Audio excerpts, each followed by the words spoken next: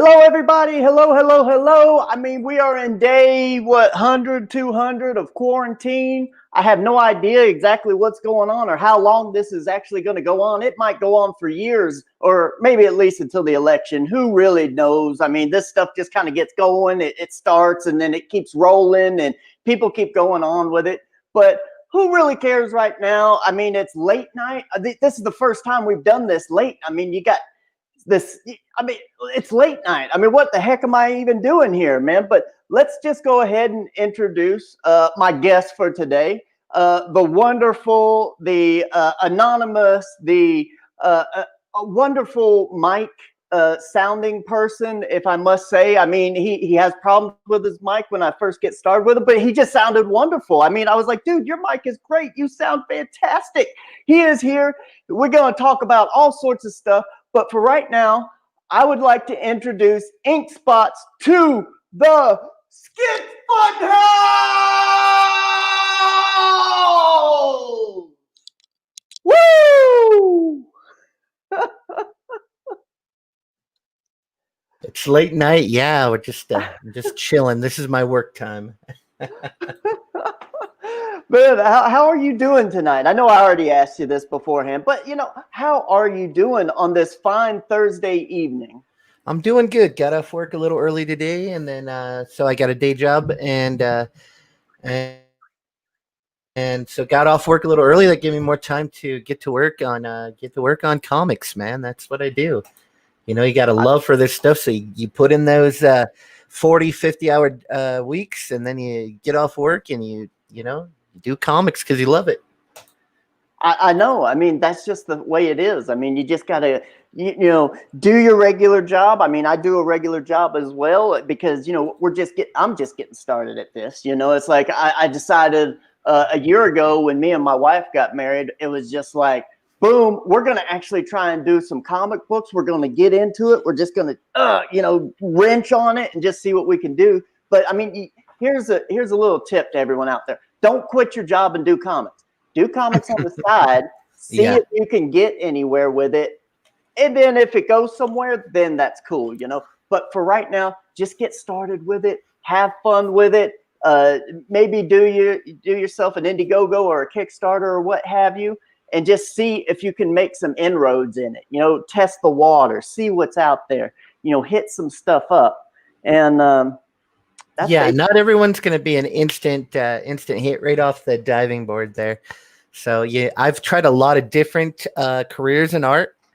So I just finally landed on comics, and it's kind of working out for me. So so I got 22 years in freelancing. This may be my first foray into comics, but I've been in the freelance artist for many years, and that whole time I've had a day job. Doing blue collar work. So, sometimes you just do it because you love to draw, you love to paint, you love to be creative. And so you have this little extra thing you're doing that one day, maybe you're going to get to do that full time. Maybe you won't, but that's why you got to have that love for it. You got to have the love. I mean, you got to have love for it. And as we're speaking that, let's talk about love for the chat. We got actually a few people in here. Let's just go ahead and say hello to everybody. I mean, we got Black Star. We got my wife. She's in there. She's going to be dropping links. She's going to be having a good time, helping to control everything that's going on back on the back end. We got El Gargoyle. I mean, thanks for stopping by, El Gargoyle. I mean, you are my life, my ray of sunshine. I mean, thank you, thank you, thank you. I know it's late, but thank you for stopping by. Burst Films, they're saying it's late. I mean, yeah, I mean, that's just the way it is. We got Beta Ray Cosby, Late Night with Skits and Cop. Hey, man, I feel it. maybe I get me some pills or something like that. Mandible Smasher just took my Ambien. This should be fun. Hey, I'm in your face just like that, man. Thanks for being there, Mandible Smasher. And hey, man, we're waiting to get those pictures from you, man. We're going to do we know what we're going to do. We're going to be getting you in the book there. Thank you for backing us and supporting us. I mean, we wouldn't know what to do without our supporters, man. I mean, that's just the way it is. Let's see what we got here. Hello, Black Star. Hello, hello, hello. Mandible Smasher. Chilling. How is everyone? I know. I mean, No. All right. So anyway, yeah, we got some people here. We thanks a lot for stopping by. Thank you, thank you, thank you. We got love for it, just like we were saying before. We got love for the comic book game. I'm working on skits. I mean, me, that's all I'm doing. I got my regular job, and thankfully, I've been working in art since I graduated college. I went to, college, a private art school college, Savannah College of Art and Design, and I've been working in graphic design, product development, that sort of thing ever since I graduated. But this is my first foray of doing actually what I like. When I went to college, I didn't actually study graphic design or product development or any of that stuff. I did illustration and painting. So yeah, I'm me actually, too. yeah. So, I mean, now I'm actually doing what my degree was, working on skits. So I'm working on skits. What are you working on right now in the comics Well, scene? in the comics right now, what we are working on is I'm kind of the colorist on a little book that some people have heard of. It only made $250,000 so far, so it's not huge. It's not that big, but Cash Grab by Cecil. I'm doing the colors on that right now, and I've been hard at work trying to knock the colors out on that book. The inks and pencils are by the wonderful Donald DeLay, hater of pineapple pizza, and the guy that likes to tell everybody about his bowel movements on Oh, Twitter. So, but the artwork looks beautiful, at least. So, yeah. I actually so like yeah, some of the art. we're getting up there in the pages. I like some, for me, this right here. Let me kind of zoom out on it. There we go. For everyone who can see that at home. I mean, for me, this was the first image that I saw when they started releasing stuff on this. I don't know if this was the first image that was released, but this was the first image that I saw, this cover right here. And I got to say, I love this cover. This is fantastic. From the pencil work to the design to the colors, I just thought it was perfect. So Yeah. Donald did a great job on it. That was also the first piece that I saw. That piece was already done when I signed on to the project. So yeah, it's kind of changed a little bit since Donald does a lot more cartoony stuff now. I mean, it's gotten more cartoony, and I think that's because it's been like a year since the project launched, and now we're actually getting the pages done. So you get a whole year, your art style and stuff kind of changes, but it's looking beautiful. What he's doing. So yeah, for me, for skits, I've actually gotten a way around that. I know I'm going to be working on it for about 9 months and stuff like that. But what I did is I actually designed 3 different art styles to work in the book. Like I'm doing pencils and colors, I'm doing pencils, inks, and colors, and then I'm just doing a painted style. So I was like, I'm going to change it up. I'm going to work on different parts of the books at different times. I'm not going to do yeah, it all, in one straight order, because I know from experience in myself, I mean, I'm always drawing and stuff like that, but I know that you will see the progression through the book if you don't break it up and work in different areas. So yeah, that's always hard for me when I'm working on my own stuff because I've worked in commercial freelance art for so long. And when you're a freelancer, you do so many different styles. It's not the style you want to do. Someone's going to contact you and say, "Hey, I want a picture of an owl, and I want it to look like this kind of artwork." And so you kind of have to work towards what they want. So when you get into comics, it's like, no, mainstream comics guys all have their own style. So now it's like, well, I was a commercial artist. What's my style? How am I going to draw these pages? And so you got to kind of figure yourself out. So yeah, and people ask me that. I've been asked that for years. It's like, how do you get a style? How do you get a style? Because people usually, when they see my work, they're like, oh, that's Mike's work. We know who that is. Even with my fine art and non-representational type work that I do, I've been showing in galleries for years, and people are always like, I do different stuff all the time, but people are always like, that's your style. I mean, that is you. It's like, how do you get a style? It's like, I don't work for a style. It's like, I know what I like to look at. And what I do is I try and develop, work ethics to get to a certain point. And whatever comes out of that is just the style. I don't try and make a style. It's just, it happens. And I always say that's the best way to do it. Just work and work and work.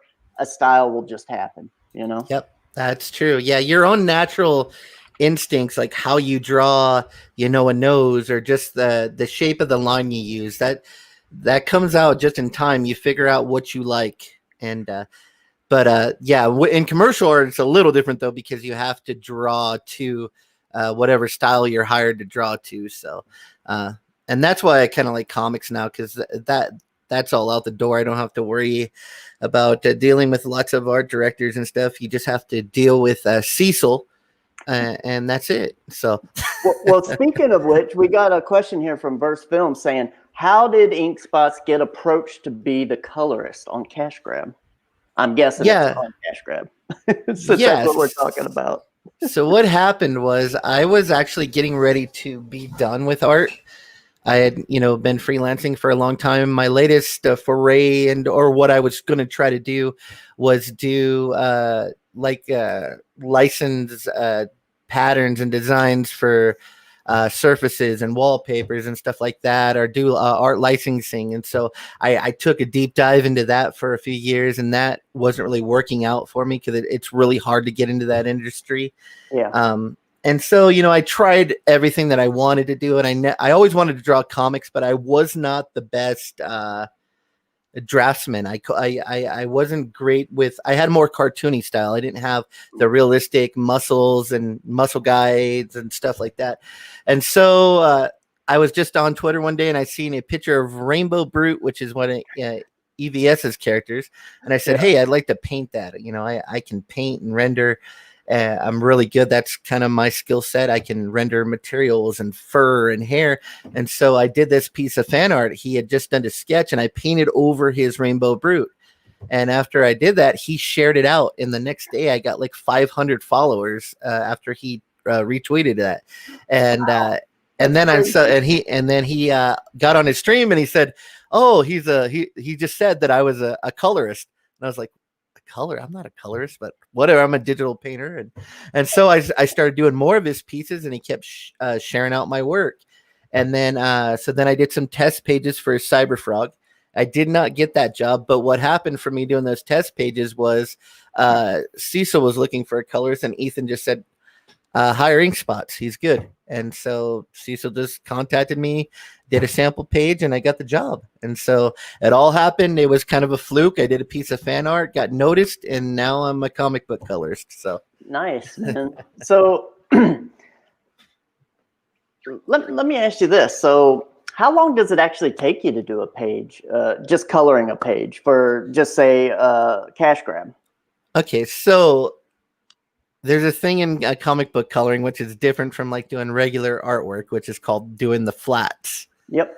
Now, doing the flats is tedious, long work. I could spend like 5 hours just flatting a page. And so I try to hire out flatters. They get those pages to me all flatted, and basically that's just making all the selections. So when I get a flatted page, I'm going to work on that page for like 4 or 5 hours. If I have to flat the page myself, then I'm looking at a full day or over a full day's worth of work. Yeah. I mean, that's the toughest thing. I mean, even for me, I was like, I like to color all my own stuff. I ain't going to hire any of that stuff out, but I was just like, dude, man, I do not want to do flats, and I actually contacted you. I said, "Hey, man, who's doing your flats?" I was just like, I need someone to do this, because to tell you the truth, I just don't want to do it.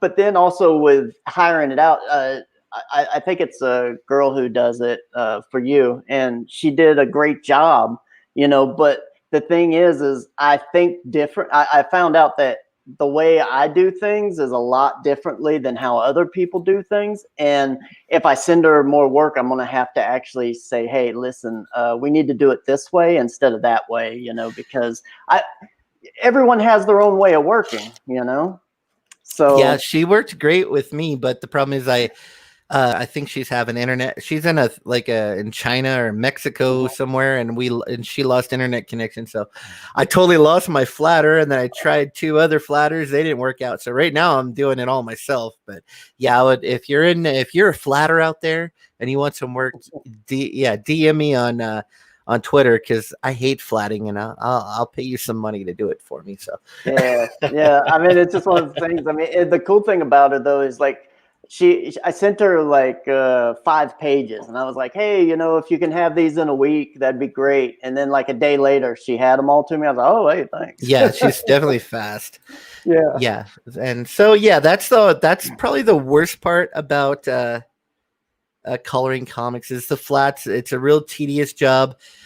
You don't get paid a lot. If you're gonna want to, you have to, like we were talking about, you gotta have some of that love for comic books.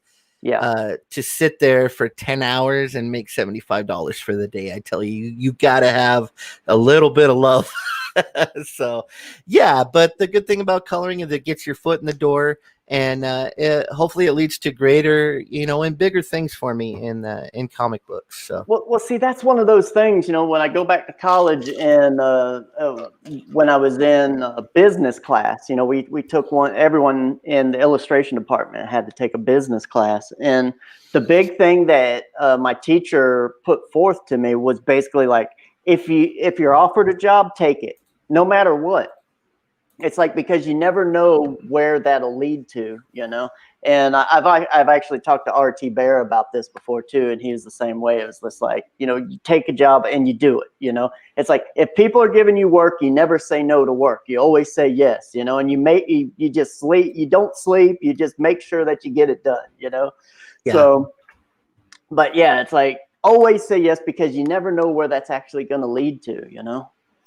Yeah, and you know how much recognition. I mean, not all of it's great, but Cecil can definitely, you know, get a crowd going, and when Cecil's on something, people are paying attention to it, and so it's a good way to get your name out there. And then hopefully, when you go to do your own thing, you've gained some fans that are going to help you launch your own thing. So yeah, that's kind of how I approached it. So yeah, and you know, to kind of go back to that, you know, if someone gives you a job, say yes. A buddy of mine that I worked with, when I was living in Arizona, I worked for McFarlane, and a buddy that I worked there with, you know, he did design, he did graphic design, and I got to tell you, he was way better graphic designer than me. He did some amazing work, and I always looked up to him. He's a bit of a butthead, but still, I always looked up to him, you know. But he wasn't a butthead. He was one of those hipster guys, you know. He was just too hipster for me. I was like, dude, man, come on, you're killing me. But Todd wanted him to do some coloring for his books, you know, for his comics and stuff. And I was like, dude, are you going to do it, Jason? He's like, no, you know, he had a very high opinion of himself. And he was like, if I'm going to get into comic books, I want to do it. And I want to be the artist. I don't want to do coloring. And I was like, buddy, it's a step in the door. It's like, go do some coloring and then go do some penciling. I mean, just like Kyle Ritter, you know, I mean, like, he just came out, he was coloring, and then all of a sudden he dropped pencils and everyone's just like, whoa, you know? Well, it is hard when you're a colorist, though, because you are trying to get that recognition, and people will be showing your work, things that you've colored, all like on 15 streams. And if you're lucky, one person out of 100 streams is going to mention that you colored it. So you don't really get that recognition unless they kind of know you, or if you make it a point to get yourself out there too. You got to get yourself out there and use that as a springboard. Like, hey, I'm the colorist on Cash Grab. I'm the colorist on Cash Grab. Pay attention to me. Look, hey. Yeah. So, or if you have a style that's unique to anyone else and it stands out, you know, I mean, that's also one of those, you know, back when Image first got started, there was this colorist, was it Steve Orloff? I think it was Steve Orloff.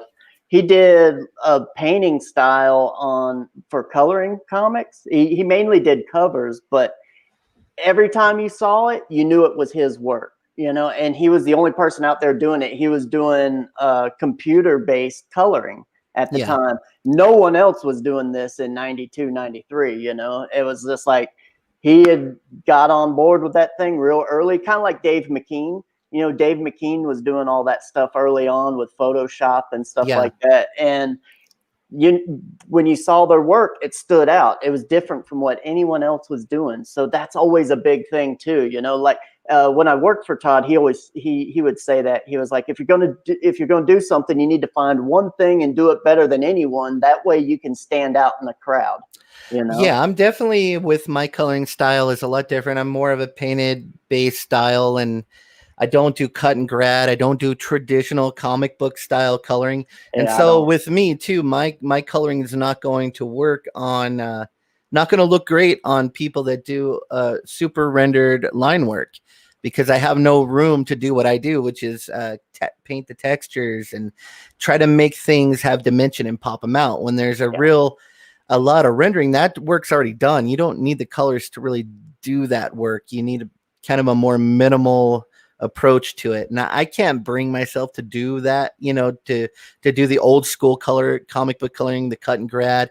It's too boring for me, and I don't really like it. I think that it's, comics don't need to be made like they were made in the past. I'm Comic Skate, and I say if we're trying something new, then do something new, do your own thing. We don't have to follow the old rules anymore. So that's what I like about your book so much, is that you're following a different style. You got that concept art in there. You got like that real hatchy, like really, I love that kind of that style. So you're putting a bunch of you're making it different. It's different. You got different things in there, and that's what we need to be doing. If we're doing independent comics, we don't need to be doing what the mainstream is doing. We need to do our own thing, make them exciting, make them interesting, and make them different. So. Yeah, I'm definitely in that boat with you. It's like this. For me, it's like I want to do stuff that inspires me. And the things that inspire me in comics is that old style of doing things from like the 80s and 90s, when you had people like I mentioned before, Dave McKean, Kent Williams, who's doing a cover on Skits. All those painters from the 80s and 90s, those were the guys that really, was interesting to me. And then today, if you're looking at art, I like the concept artists, the people who are working on the movies and the games and stuff like that. Those are the people that I'm looking at and who inspire me. So that's the stuff that, I'm looking at and saying, hey, I want my books to have that type of feel and that look. So I know that I'm going to be doing my stuff completely different than other people. And that's just the way it is, Yeah, that's how I am too. I dig concept art. And I think if some concept art can definitely be rolled over into comic books. I mean, you're not going to get the traditional pen and ink guys that just love the hardcore old style stuff, but I think you could pick up a whole nother bunch of people with that sort of art, and also I think because we're doing this independently, you have that really good looking book that has that concept art in it, and it's going to be a lot easier for you to pitch that concept art that's in that comic book to other industries. Like if you're trying to get a TV show or something else, you have this really beautiful kind of concept art already there, so you could say, hey, if you do a show about my character, look what it could look like. I've already figured this out for you guys. Look how beautiful it is. So I think that's a strong selling point. Yeah, I mean, that's always exciting to be able to have a product in your hand that you can take and say, hey, look at this. It's 60 pages. What do you think? This is my pitch. This is my book. Go ahead and make something happen. My wife, Black Star, who's in the chat right now, she actually interviewed Rodney Barnes a few months back, the writer for Philadelphia. And I was on there. I was asking him. I think I might ask him, or she might ask him. She's in the chat. She'll be able to correct me. She said that she asked either. I don't know who did it. And I'm going to catch heck if I did this wrong. But anyway, who cares? So the question was asked. How did you get? Because he had just mentioned that it's going to be turned into a TV property, the Philadelphia series. And we're like, how did you get that to be a TV series? And he was like, the comic book. He was like, someone had a copy of the comic book in Hollywood, and they just contacted me and said, hey, we want to do something with this. And he was like, cool. It's proof of concept. It's the movie right there. Just read it. There's the movie. It's done. Make it. I know. And send me a big fat check. I don't think there's too many big fat checks with that sort of thing, to be perfectly No, honest with you. For most they're medium people, checks. yeah, it's like there's a few people who are killing it with that sort of thing, like The Walking Dead. I mean, he's Yeah. Kirkman. He's making a killing with that thing right now. But of course, his books are also selling big time. He's making a killing with that. But it's a hit, and that's the problem. It's like you can get something made, but is it a hit? Yeah, and I'm just thinking you got those diverse revenue streams. If you're going to make it as an artist, you're probably not going to get in a company where you're going to, especially when you're 42, like I am, 42 years old, you're not going to probably get on to some new hip concept art, video game art team. They want the younger guys getting out of college, like the sparkly new guys that have all this imagination, whatever. But us old guys, I think we have to have the diverse revenue stream, so that if we want to do art full time, eventually we're making a little bit of money or a medium amount of money in all these different places, and so I think definitely having your own IP and being able to put out the different products like Ethan Van Sciver is doing now. He's got action figures now, and that's what we all should be doing, figuring out ways to where we can do comics that we love and use our IP to get out there and make money in these other industries, so that we can actually keep doing the comic full time and we can actually make a living off of it. Yeah, that's always the goal anyway. Yeah, I mean, it's always nice. The only way you're ever going to make a living, a really good living, is to own your own product. I've worked in the industry long enough to know that there's always, if you have a boss that's not you, they're the ones making the money and you're not. You might get by and make some decent money and you'll have a good life, but you're never going to make anything really, really big unless you own it yourself. And so I encourage everyone out there, if you got something deep in your soul that you want to do, that you think is something big, just pursue it, but don't go crazy with it. Work a regular job, but pursue it and try and make it happen. It's the best thing you can do. Yeah, and if you start doing, you're going to see you're going to be able to see if it's even going to be viable, because what kind of passion do you have for it? Are you going to work a 15-hour day, at a factory, or 11-hour day at a factory, and come home, put your feet up and watch TV? Or are you going to work that 11-hour day, skip the shower, get to your drawing table and start working on your comic?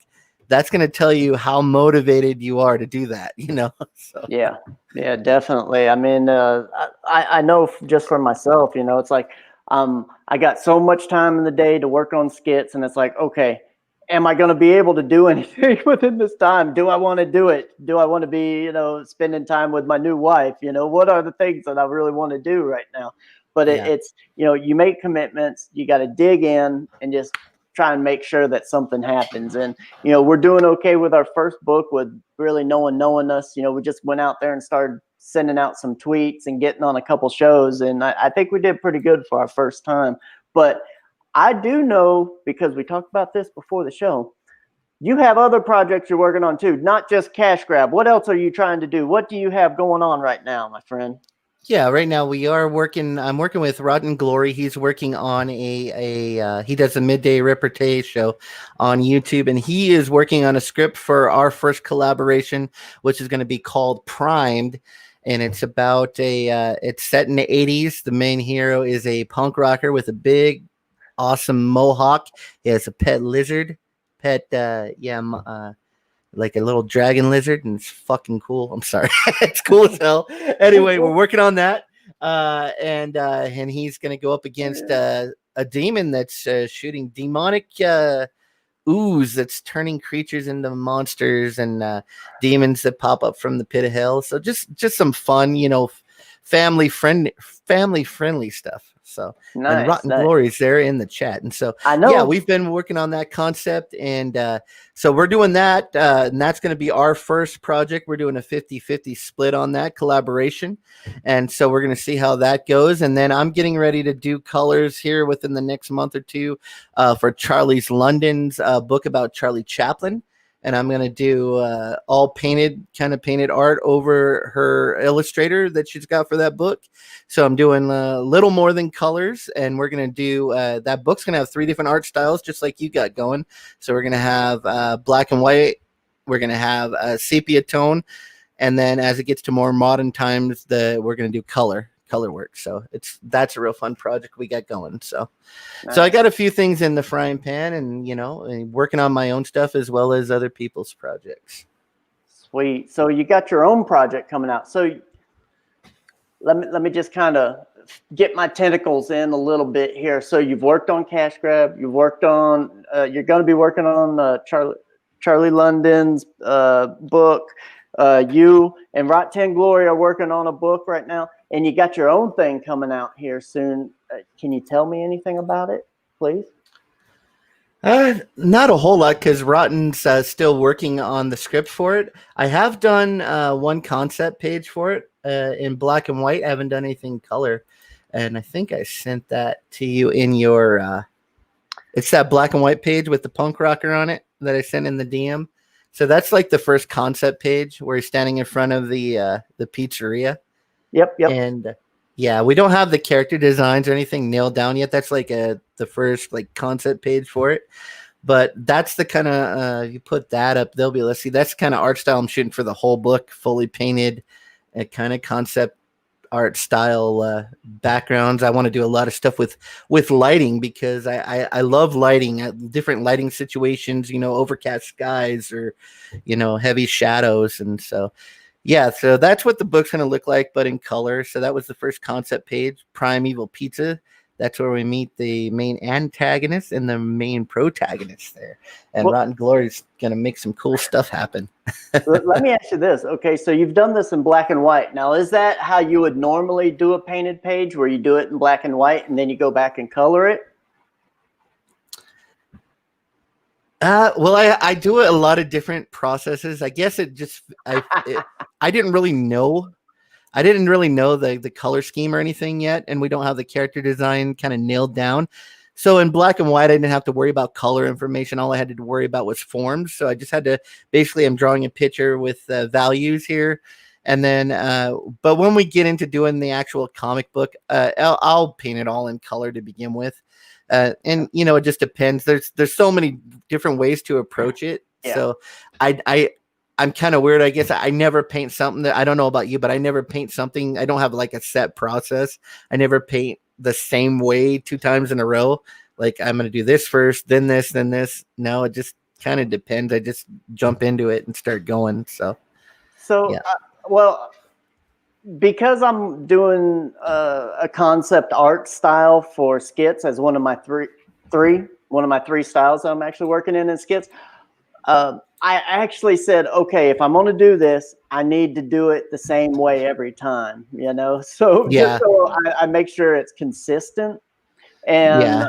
I have a few different ways that I do concept art. One way is that I'll start out with a drawing, like right in Photoshop. I'll just start drawing it, and then once I get a good sketch down, then I'll go right into shade. Just like what you have here, I'll start rendering it out just in black and white. Mm-hmm. And then I'll go back in and I'll color it. Okay. I'll add like some lighting effects and coloring, different stuff like that. But then the way that I've decided to do it in skits is, and this is because people seem to have a little more interest when I was sharing out these images, is I get started with a rough idea, sketch, drawing, whatever. I might scan something in. I might just take a photo of a drawing, but that'll be my base. And then I'll just kind of start drawing it. And then once I get it to where I like the composition, with the drawing, yeah, I'll actually start throwing in color and photo bashing some stuff, like I like the textures I get from photo bashing. And usually at this stage, when I'm doing that sort of thing, it's not going to end up in the final piece, but it just gives me textures and lighting scenarios that I can get started with, that I can kind of go run with. It's a quick way of working in. And that's why I chose it, because it's quick. Listen, some people will say, see, people that don't know about art. There's like two things of people that don't know about digital art is. The first thing is they think you just push a button and the computer is drawing everything, which I can tell you from 40, 50, 60 hours on in painting that that's not what happened. If there was a button, I would push it, okay? So no, it's the computer is a tool. And so photo bashing, I do use some photo bashing. If you look at those bricks were a photo, I put that on there. I use that as a base for the painting. And so I'll do photo bashing. I'll also work in ZBrush, and I will sculpt 3D sculpts, and I'll use, maybe I'll sculpt a rock or something, and I'll throw that in my composition. And so all these things are tools. And so I'll do the same thing. And I just use whatever is at my disposal to make the page look how I want it to look. And that's not cheating. It's still my vision, because I know I've learned all this stuff. I've been, I went to art school. I know if I spent enough time on it, I could draw, that rock. But if I can do it faster by doing it in 3D and sculpting it and just pasting it in there, then that's what I'm going to do. So it's whatever, you use all the tools at your disposal to make your artwork and make your vision come to life. Yeah, I don't believe in any of that crap where it's like, oh my gosh, he traced something or he used photo reference and stuff. I got to tell you, I don't care. It's like before I went to college, I actually thought that everyone who was really good at art had it all in their heads. They all drew from their heads. So that's how I actually learned how to do all my art. I was like, okay, I got to learn how to draw a face. I got to learn how to draw hands. I got to learn. And like, I did all of that, and I did it daily. Bam, bam, bam, grinding it into my head. Yeah. And then I got to college, and I saw people making these amazing pieces and stuff. And I found out that none of them even knew how to really draw that well out of their mind. Like, they couldn't draw at all, hardly. Like they had to have a reference or something to draw from. So I found out I was actually way ahead of the game. And then when I started using those types of tools, bam, like I just exploded, and I was like kicking butt all over the place because I knew how to do regular art, from your mind. And then I also knew how to, do all the rendering and different stuff like that, because I had to learn it from my head instead of using photo reference for everything. So for me, I was just like, wow, and I tell people, learn to draw from life, but learn excitement and energy from like comics, movies, video games. It's like learn the basics. Always be learning the basics. Always draw them from life. Always draw them from life, because it trains your mind to see, and it trains your hand to copy what you see. So I always say do that stuff, but at the same time, use all the tools that are available to you to get the job done the best and the quickest way possible, because the only way you make money is by doing a lot and by turning it over really quick. You can't make money if you don't get anything done. And what I would say, like, if you say you're an artist, you're drawing your comic book page, and you can do kind of a standard straight on boring shot out of your head. Okay, so now you have a straight on, just a boring shot. Now, if you went into ZBrush maybe or some other 3D program and made your character in 3D and spun him around, maybe you can make a super detailed but very exciting shot. Okay, so do you want the boring shot that you can say, well, I did that all out of my head, or do you want that awesome shot, like the up shot with the real hard angle of the head? But you used a little bit of 3D and you used a lot of photo reference to figure out how to draw that just right. Go for the more exciting shot, because no one's going to look at that flat image and go, well, it's a little bit boring, but he drew it all out of his head. No, they're going to look at the action shot with the up shot with the cool lighting and go, oh, that's freaking awesome. They don't just, take advantage of any tool at your disposal. It's whatever you got to do to get that comic out. And don't straight up trace and plagiarize. No, I never do that. I use photo textures and I use some 3D elements in my work. But most of it is just straight up old fashioned drawing. You learn the basics, and then you use the tools at your disposal to get those pages out. Yeah, that's something that I've never actually done, is use 3D reference for any of my stuff. And the funny thing is I actually know how to do 3D modeling. So I mean, I Yeah. do that in my regular job, and it's funny that I never even try and use any of that sort of stuff for my stuff. I Yes. always, I feel like it makes it, just for me, it makes it stiff. Like if I am going to use something like that, I have to completely just draw over it by hand. That way it doesn't look stiff, you know? And I tell people about this as well. It's like, if you're laying out a page, use a ruler. If you're drawing the page for a finished drawing, never use a ruler, because Yeah. it makes everything look stiff. And there's so many Exactly. there's a lot of comic book artists that use rulers, and when I can point it out immediately when I see it, and I'm just like, come on, man. It makes it look stiff and boring. You know, it's like it's got no emotion behind the line. It's very technical, and some people like that. Not me. I just think Yeah. it just doesn't make it look all that great. So when I say that I sculpt my characters in 3D, I don't actually trace over them. What I do is I make myself a model sheet. So I will sculpt their heads. Yeah. And then I will make myself a model sheet so I know what that character, I can twist, that 3D model to every single angle, and I know what that character looks like. And then I'll do like the different emotions in 3D. Same thing, make another model sheet. So that's what is helpful for me, because the hardest part for comics for me is keeping the characters on model. And so if I make that 3D model and I have that model sheet I can look at, I know what my character looks from every single angle. So it makes drawing those really tough shots a lot easier. So we got a question here. Verse Films asked, "What's Inkspot's favorite comic genre?"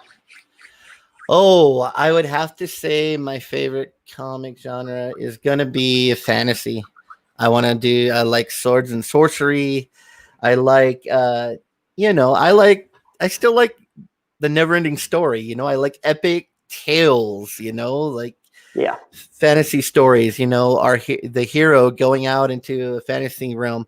To me, seeing things in real life, like projects based in real life, I can go outside and see a car, but I can't go outside and see a talking tree, So I love fantasy elements and science fiction, and that's where my head's at. Yeah, I'm right there with you. Matter of fact, Skits is like a cross between Lord of the Rings and Blade Runner. It's kind of got these types of, and maybe a little bit of Dune as well.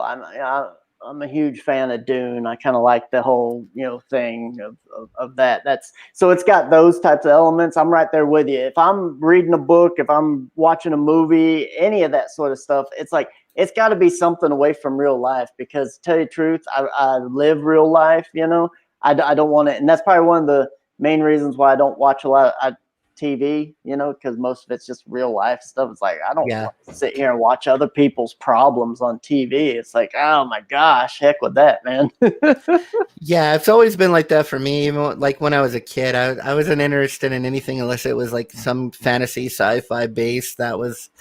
My head was always in the clouds. So that's the stuff that's most interesting to me. Anything that, especially like for me, I know a lot of people they hate on the Harry Potter, but dude, I love Harry Potter. I love anything like that.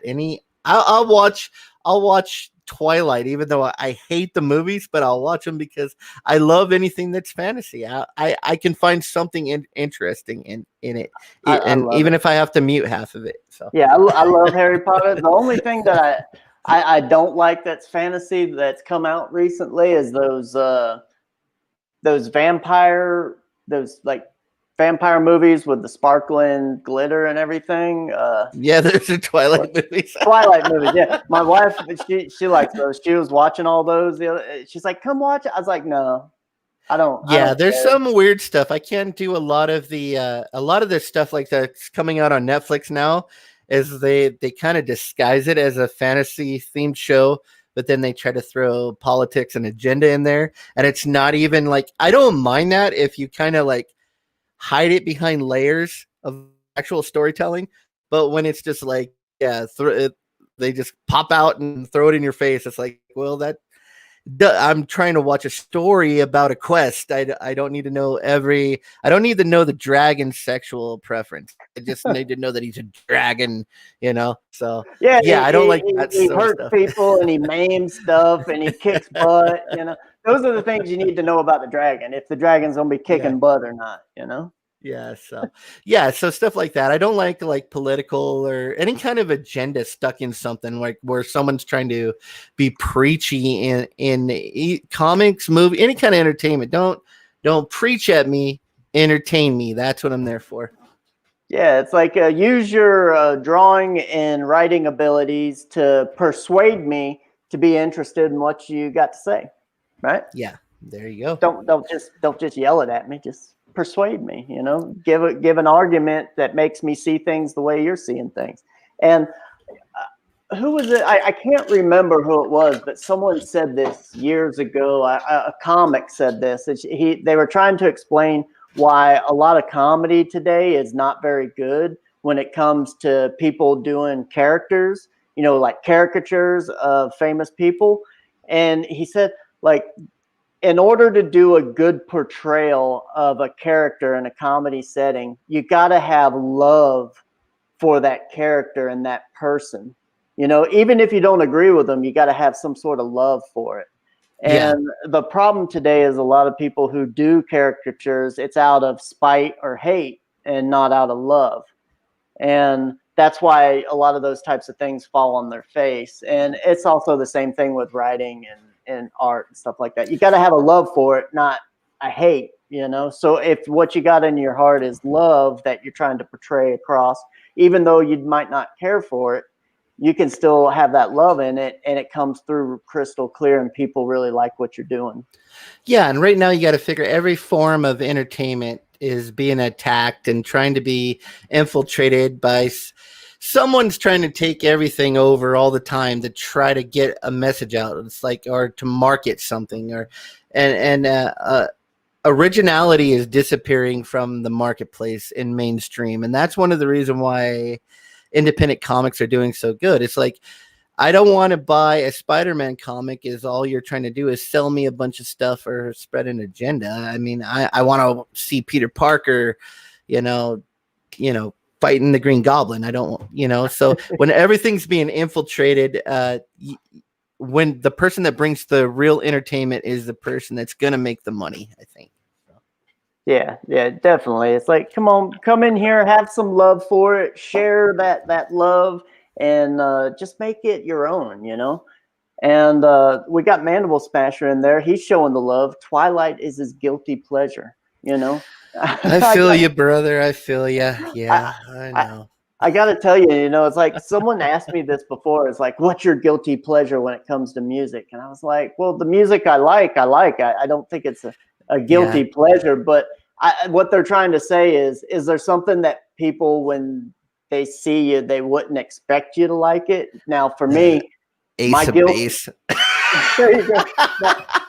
My guilty pleasure in music is probably Milli Vanilli. I mean, that first album. Wow, that's crazy. That's great. Hey, that first album, it was awesome. I don't care, I mean, who cares, Yeah, it sounds good. Yeah, when I was a kid, I was like that because I was like a heavy metal kid, I liked punk rock and heavy metal. But then when no one was watching, I would go home and listen to my sister's Garth Brooks cassette tapes. So I was you have those things that you don't want anybody to know about you because they're going to think you're not cool then.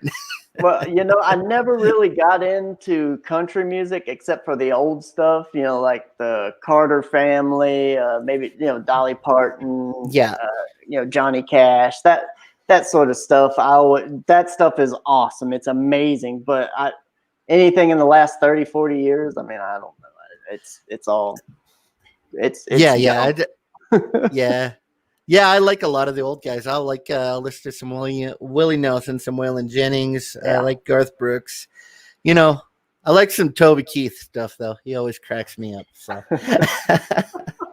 well, on that note, since we're talking about music, I'm gonna say, hey, thank you for stopping by. I mean, it has been fantastic. We've just about done an hour. It's late. I'm like starting to fall. I'm not falling asleep, but I got to get up and work just like you. I'm sure you got to get up and go to work. You know, we got stuff to do. We got to work, people. Even though we are in lockdown on parts of this country, people still got to go to work. If you don't work, you ain't got money to buy comic books, man. There you go. Yeah. Get that money and then go buy Skits and Cash Grab, because they're going to be two amazing books that are nothing like mainstream comics, with beautiful artwork and beautiful colors on Cash Grab by me. So that's all you need to know. Go get it. Get both these books. Put them in your collection. If you don't, you're going to be sorry later.